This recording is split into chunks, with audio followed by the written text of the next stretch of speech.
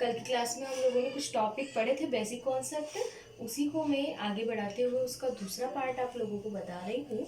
उसमें मैं आवेशों के गुण को डिस्क्राइब कर रही हूँ। वैसे मैंने क्वांटीकरण मैंने कल एक्सप्लेन कर दिया था, फिर भी मैं एक बार लिख देती हूँ। आवेशों के गुण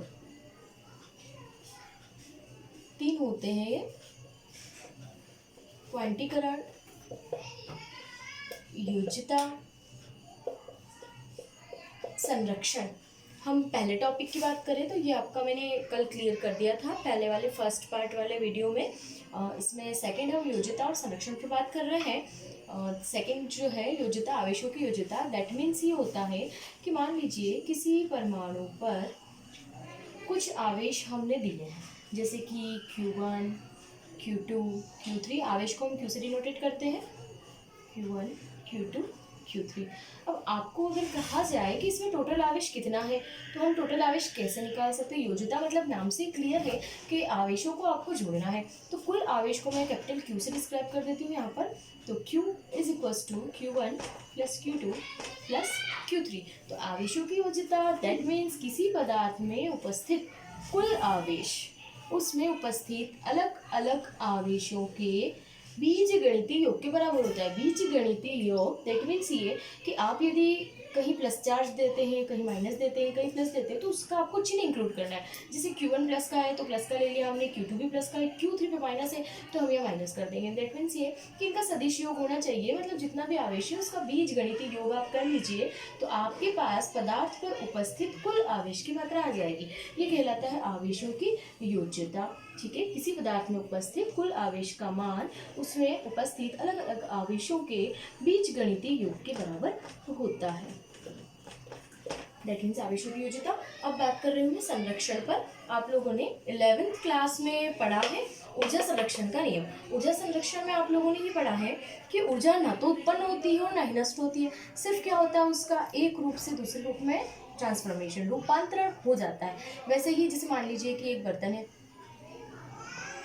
ये पानी से पूरा भरा हुआ है,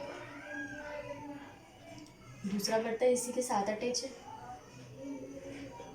जो कि आधा भरा हुआ है। मान लीजिए इसमें 4 लीटर वाटर है और इसमें 2 लीटर। अब क्या होगा, दोनों एक दूसरे से जॉइंट है तो पानी का फ्लो कहाँ होगा? जो बर्तन पूरा भरा हुआ है उसमें से जो बर्तन आधा भरा हुआ है उसकी ओर वाटर फ्लो होने लगेगा। लेकिन कब तक होगा, क्या कंडीशन बनेगी? पानी इधर से इधर तो आएगा, लेकिन पानी इधर से आएगा और इधर क्या होगा, कम होता जाएगा। लेकिन कब तक? जब तक कि दोनों का लेवल बराबर ना हो जाए, कि दोनों का 3 लीटर और 3 लीटर, दोनों में 3 लीटर हो जाएगा, देन वाटर फ्लो रुक जाएगा। मतलब क्या हुआ कि 4 लीटर पानी इसमें था, 4 लीटर पानी इसमें था। इसने क्या किया, 1 लीटर पानी पास रखे बर्तन को दे दिया। इसमें 2 था तो कितना हो गया, 3, और इसमें 4 से कितना हो गया, 3। मीनिंग क्या हुआ कि 4 लीटर में से 1 लीटर इसने दिया और 1 लीटर इसने लिया। मतलब जो पानी था वो बिल्कुल आपका कंजर्वेशन है, मतलब कंजर्व किया हुआ है, बिल्कुल उसमें कोई नुकसान नहीं हुआ है, सिर्फ एक बर्तन से दूसरे बर्तन में पहुंच गया। मतलब वही आवेश संरक्षण का मीनिंग वही होता है कि आवेश जो है किसी एक वस्तु से दूसरी वस्तु में जा रही है लेकिन उसका कोई नुकसान नहीं हो रहा है, मतलब आवेशों का कोई क्षरण नहीं हो रहा है, वो संरक्षित है। और या फिर हम ऐसा बोल सकते हैं, जैसे कि मैं आपको परमाणु की संरचना से बता देती हूँ।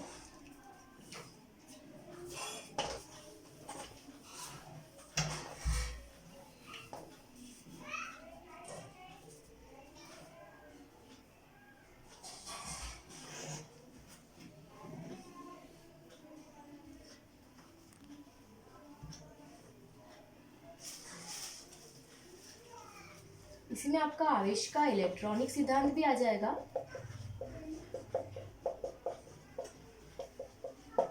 देखिए, हम क्या जानते हैं कि कोई भी पदार्थ जो होता है अणु से मिलकर बना होता है, और अणु किससे मिलकर बना होता है?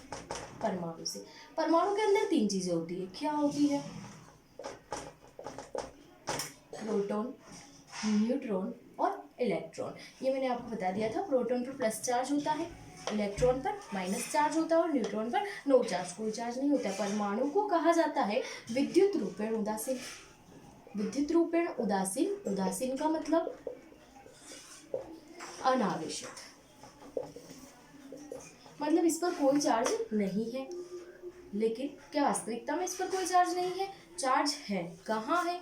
हमने यहाँ पर बीच में इसके केंद्रीय हिस्से में प्लस लगाया हुआ है, और यहाँ जो है बाह्यतम कक्षा में इलेक्ट्रॉन जब गति करते हैं तो ये इलेक्ट्रॉन, देखिए आप कि परमाणु जो है, परमाणु का जो केंद्रीय भाग है, समस्त द्रव्यमान यहाँ पर उसका केंद्रित होता है, और इस हिस्से को कहा जाता है नाभिक।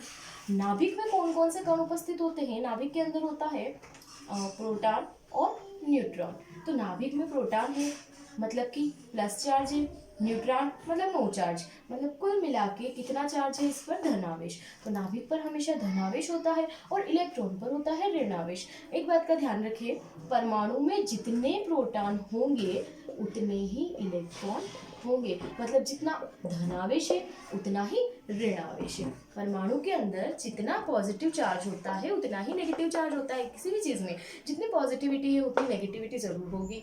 ओके, तो जितना प्लस उतना ही माइनस। प्रोटॉन पर प्लस चार्ज होता है, इलेक्ट्रॉन पर माइनस चार्ज होता है। आवेश संरक्षण में यही है कि किसी वस्तु के अंदर जो है टोटल चार्ज जो होता है नियत होता है, यही आवेश संरक्षण कहलाता है। नियत प्लस और माइनस आप दोनों ऐड कर लीजिए, देन ये उदासीन आ जाएगा। मान लीजिए कि 2 प्रोटॉन है 2 इलेक्ट्रॉन है, तो दोनों दैट मीन्स दोनों को देखेंगे अब इक्वल है, plus minus that means charge कितना हुआ? 0। तो ये क्या हो गया? उदासीन हो गया, अनावेशित हो गया है। ठीक है, एक बार और मैं वापस से अब आपको आवेश का इलेक्ट्रॉनिक सिद्धांत एक बार मैं बता देती हूँ। आवेश के इलेक्ट्रॉनिक सिद्धांत में क्या होता है?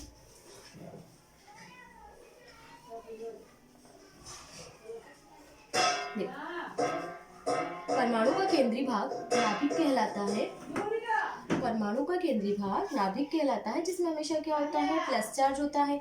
इसमें हमेशा प्लस चार्ज होता है। अब प्लस चार्ज मतलब कि ये तो हो गया नाभिक। नाभिक में होता है प्रोटॉन और न्यूट्रॉन, और बाह्यतम कक्षा में जो है इलेक्ट्रॉन चक्कर लगाते हैं, इलेक्ट्रॉन उपस्थित होते हैं।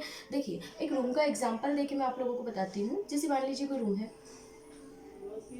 इसकी कोई बॉर्डर नहीं है, एक पृष्ठ है, यहाँ पर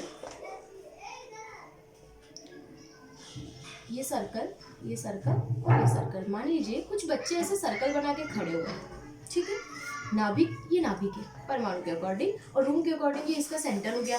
अब इस सेंटर से क्या होता है कि जो कण है, यहाँ पर कोई सर्कल बना के बच्चे खड़े हैं, यहाँ पर सर्कल बना के बच्चे खड़े हैं, ऐसे सभी बच्चे खड़े हुए हैं।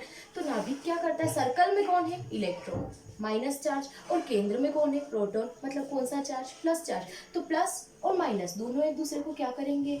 आकर्षित करेंगे। दैट मीन्स इन कक्षाओं में, नाभिक के आसपास जो कक्षाएं हैं, इसमें जो भी इलेक्ट्रॉन उपस्थित होते हैं उसको नाभिक क्या करता है? अपनी ओर आकर्षित करता है।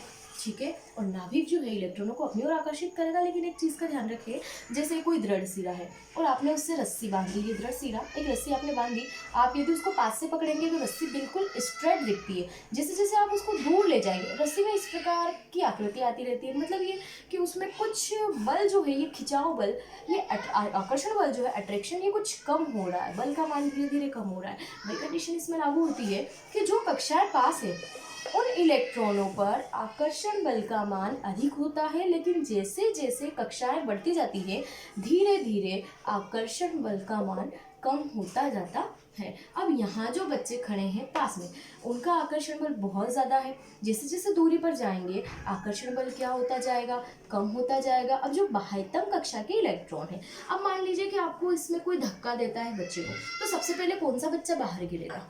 बच्चा बाहर कौन सा वाला गिरेगा? ये तो जो है प्रबल आकर्षण बल से बंधा हुआ है, और धीरे धीरे आकर्षण बल क्या हो रहा है? कम। तो जिसका बल कम है वो बच्चा पहले बाहर हो जाएगा।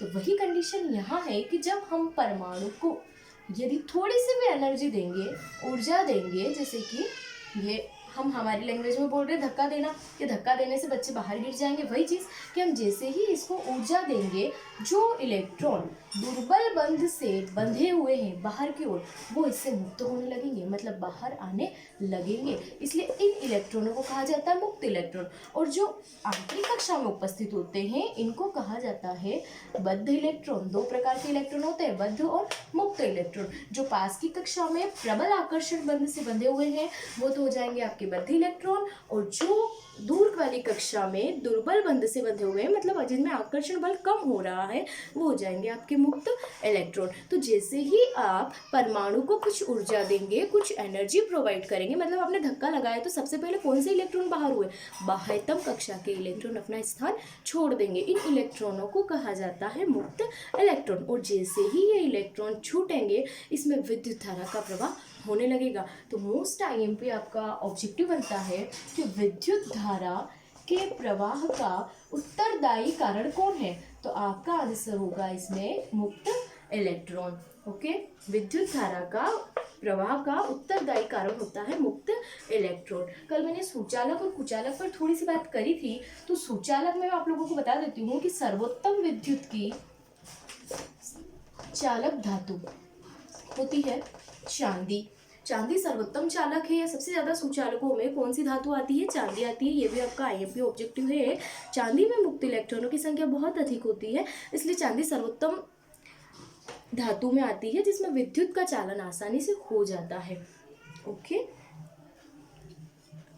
ये आती था आपका आवेश का इलेक्ट्रॉनिक सिद्धांत। ये टॉपिक कंप्लीट हो गया है जिसमें मैंने आज आवेशों की योज्यता आप लोगों को एक्सप्लेन कर दी है, संरक्षण एक्सप्लेन कर दिया है और आवेश का इलेक्ट्रॉनिक सिद्धांत आप लोगों को बता दिया है। मुक्त इलेक्ट्रॉन, बद्ध इलेक्ट्रॉन के बारे में बता दिया है आप लोगों को। सर्वोत्तम चालक धातु कौन सी होती है, चांदी होती है। मोस्ट आईएमपी ऑप्शनल है, ये भी आपका मोस्ट आईएमपी ऑब्जेक्टिव होता है। विद्युत धारा का उत्तरदायी कारण कौन है, मुक्त इलेक्ट्रॉन। तो इसे याद रखिए आप। नेक्स्ट वीडियो में मैं आप लोगों को विद्युत प्रेरण के बारे में बताऊंगी। Okay, thank you so much.